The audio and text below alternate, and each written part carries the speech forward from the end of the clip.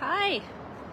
So Libby's book is coming out in about 1 week and a couple days, and I'm actually across the street from this beautiful campus, which used to be across the street from the Trolley Card Diner.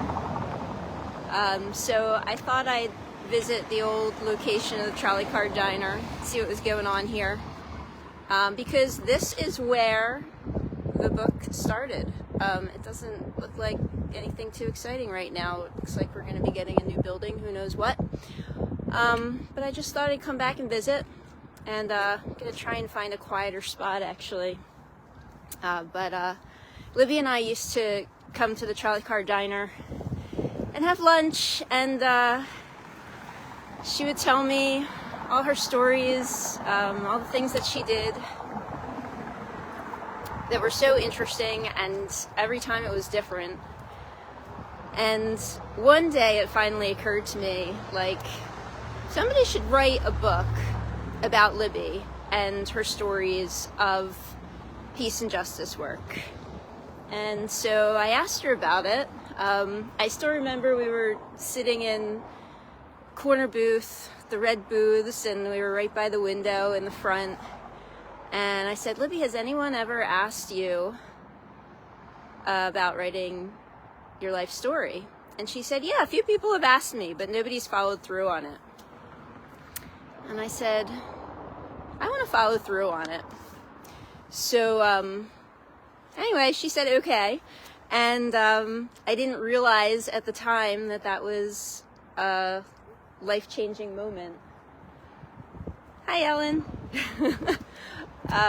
But it was, because then it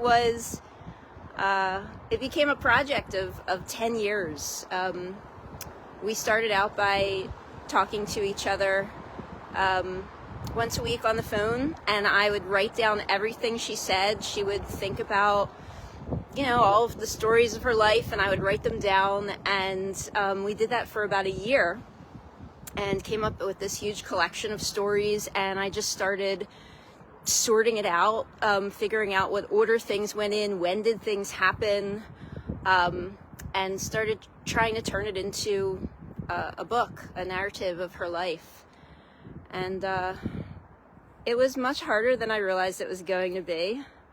There were definitely times when I felt like I was not the right person to do this.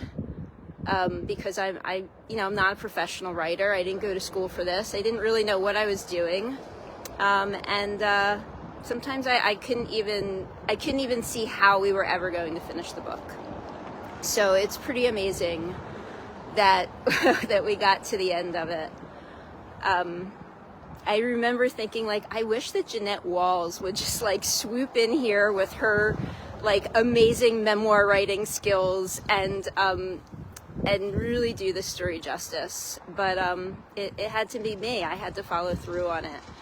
And so here we are. The book's going to come out next week on Tuesday, on March 19th.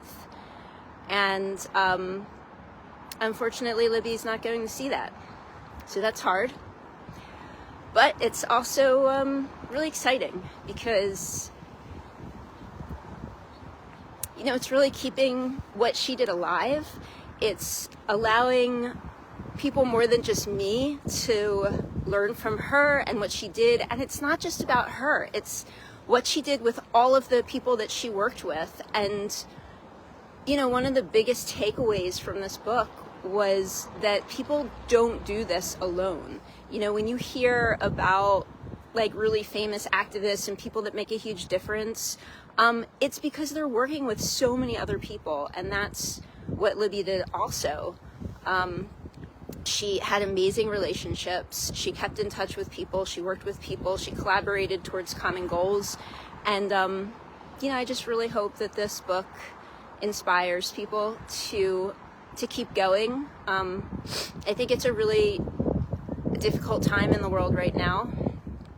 And it's easy to feel like we can't do anything. It's easy to give up and just focus on, our own lives and not outside of that. And I'm really excited for this book to come out and just add to that positive energy and positive message of leaving the world better than we found it.